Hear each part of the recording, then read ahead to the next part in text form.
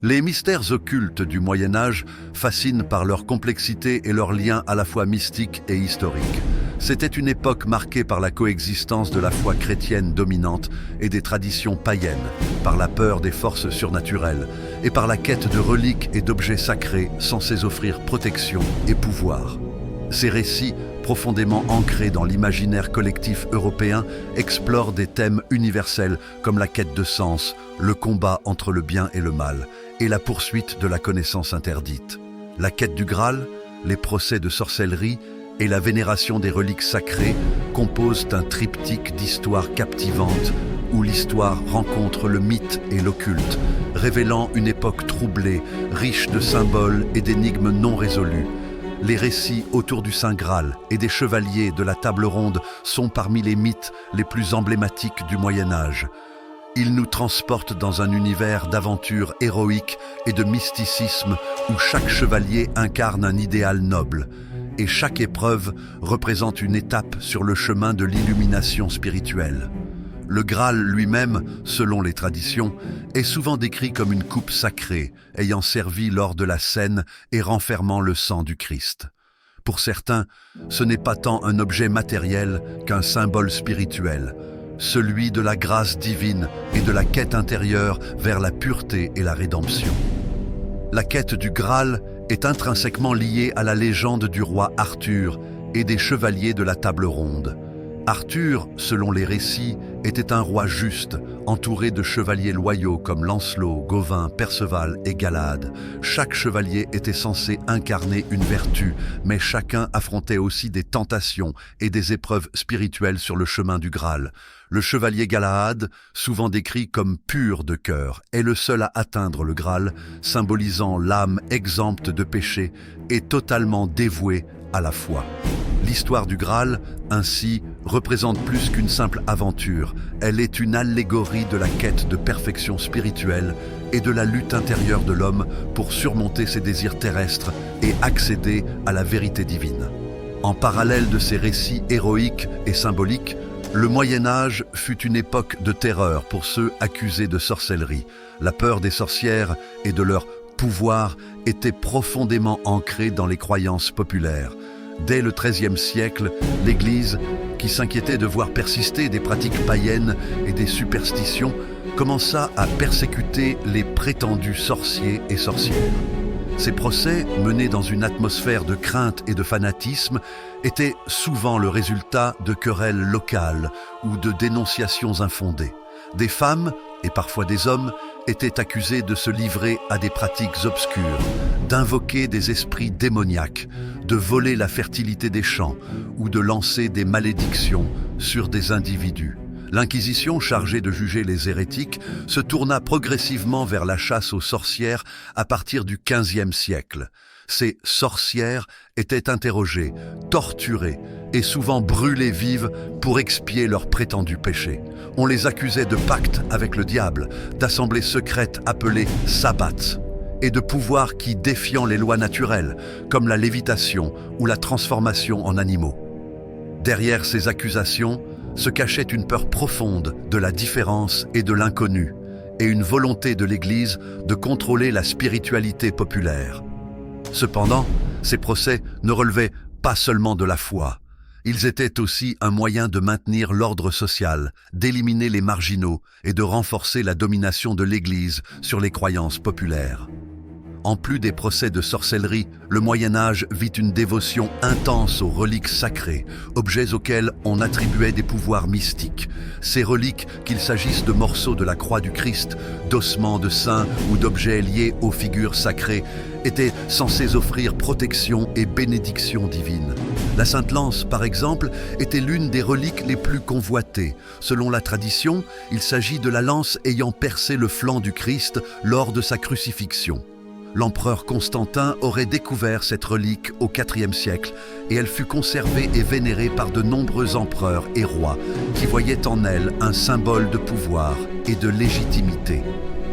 Le suaire de Turin est une autre relique emblématique, censée être le linceul ayant recouvert le corps du Christ après sa crucifixion. Cette pièce de lin présente l'empreinte d'un homme supplicié, Et depuis le Moyen Âge, elles suscitent à la fois vénération et scepticisme. Certains fidèles y voient une preuve tangible de la résurrection du Christ, tandis que d'autres avancent des théories plus rationnelles pour expliquer cette image. La véritable origine du suaire reste un mystère, alimentant la fascination pour cette relique qui, même à l'ère moderne, continue d'intriguer croyants et scientifiques. Les reliques comme la Sainte Lance ou le suaire de Turin étaient souvent utilisées comme des symboles de légitimité pour ceux qui les possédaient. En effet, pour un roi ou un empereur, posséder une relique sacrée conférait non seulement un prestige spirituel, mais aussi une certaine autorité morale. Les croisades, ces guerres saintes menées pour reconquérir les lieux saints de la chrétienté, furent également en partie motivées par cette quête de reliques. Pour les croisés, revenir avec une relique d'Orient était un gage de succès spirituel et une preuve de leur engagement pour la foi chrétienne. Ces mystères occultes du Moyen Âge, entre quête du Graal, procès de sorcières et vénération de reliques, révèlent une époque fascinante où la foi, la superstition et la quête de pouvoir étaient inextricablement liées. Ils montrent aussi comment le surnaturel et le mystique se mêlaient à la réalité quotidienne, guidant les comportements, inspirant des récits et des mythes qui allaient se transmettre au fil des siècles. Pour ceux qui vivaient à cette époque, ces légendes et croyances représentaient bien plus que des histoires. Elles étaient une manière de donner un sens à leur existence et de comprendre les mystères de l'univers. Le Moyen Âge, avec ses ténèbres et ses éclats de lumière, était une période où la frontière entre le réel et le fantastique était floue, où la foi aveugle et la peur de l'inconnu dominaient les esprits. Cette quête de compréhension des mystères de l'univers passait souvent par des voies que nous qualifierions aujourd'hui de mystiques ou d'occultes. Les légendes du Graal, les procès de sorcellerie et le culte des reliques ne sont pas seulement des faits historiques. Ils constituent un miroir des préoccupations spirituelles et sociales d'une époque tourmentée, où chaque événement, chaque objet, chaque individu pouvait être investi d'un pouvoir symbolique et mystérieux. La quête du Graal, par exemple, n'était pas qu'une simple aventure chevaleresque. Elle constituait une initiation spirituelle, où les chevaliers devaient se dépouiller de leurs ambitions et de leurs faiblesses pour accéder à une révélation supérieure.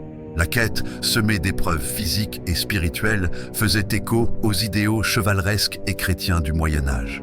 L'errance des chevaliers dans des forêts sombres, leur affrontement avec des créatures fantastiques et leur rencontre avec des énigmes profondes rappellent l'idée que, dans cette période de l'histoire, la route vers la connaissance spirituelle est parsemée d'obstacles à surmonter, à la fois extérieurs et intérieurs.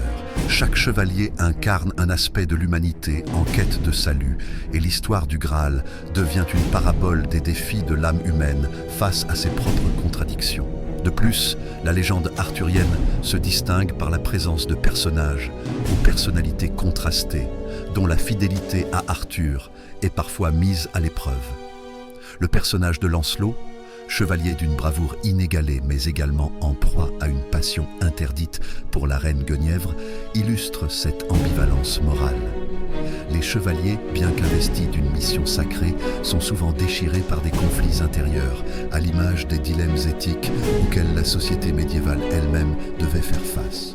Les textes de la quête du Graal, qui se multiplient au cours du XIIe et XIIIe siècle, dépeignent alors cette dualité humaine, en mélangeant adroitement mythologie chrétienne et motifs issus des légendes celtiques plus anciennes, donnant naissance à des récits qui oscillent constamment entre christianisme et paganisme. À cette période de grandes quêtes et de récits sacrés se superpose un monde plus sombre et terrifiant, celui de la chasse aux sorcières. Contrairement aux chevaliers du Graal, les personnes accusées de sorcellerie sont souvent des figures marginalisées, exclues de la société dominante, et dont la différence suscite la méfiance et la peur. La sorcière est perçue comme une figure subversive, rebelle aux ordres établis et aux lois de l'Église. Dans l'imaginaire médiéval, elle est capable de jeter des sorts, de manipuler les forces naturelles et d'invoquer des esprits maléfiques. Les accusations de sorcellerie prenaient souvent racine dans des rivalités locales, des querelles personnelles ou des peurs collectives exacerbée par une foi religieuse intransigeante et par les discours de l'Église, qui voyait dans la sorcellerie une hérésie, un rejet direct de Dieu et une alliance avec les forces du mal. La chasse aux sorcières, en réalité, constitue un reflet de la répression sociale et spirituelle de l'époque. Ces procès étaient l'expression d'une volonté de purification, d'une tentative d'extirper du corps social toute forme de dissidence, de pensée critique ou de spiritualité divergente. On observe ainsi une transition de l'Inquisition, autrefois focalisée sur les hérétiques, vers une traque des sorcières à mesure que l'Église cherche à renforcer son contrôle sur les pratiques populaires et les croyances païennes. Les procès de sorcellerie étaient souvent fondés sur des témoignages obtenus sous la torture, des confessions forcées et des indices largement fabriqués. Les sabbats, ces rassemblements nocturnes où les sorcières étaient supposées vénérer le diable, mêlent fantasmes et projections des inquisiteurs, reflétant surtout leur peur des pratiques jugées déviantes et incontrôlées. En même temps que ces procès dramatiques, l'attrait pour les reliques sacrées continue de s'accroître au sein de la chrétienté. La quête et le commerce des reliques deviennent un phénomène majeur, propulsé par la croyance selon laquelle ces objets possèdent des vertus miraculeuses. Les pèlerins affluent des quatre coins de l'Europe pour voir, toucher ou simplement prier devant ces fragments du sacré. Ces reliques, qu'elles soient authentiques ou non, deviennent des trésors convoités et sont soigneusement conservés dans des églises, des cathédrales ou des monastères, constituant une part essentielle de la vie religieuse et économique.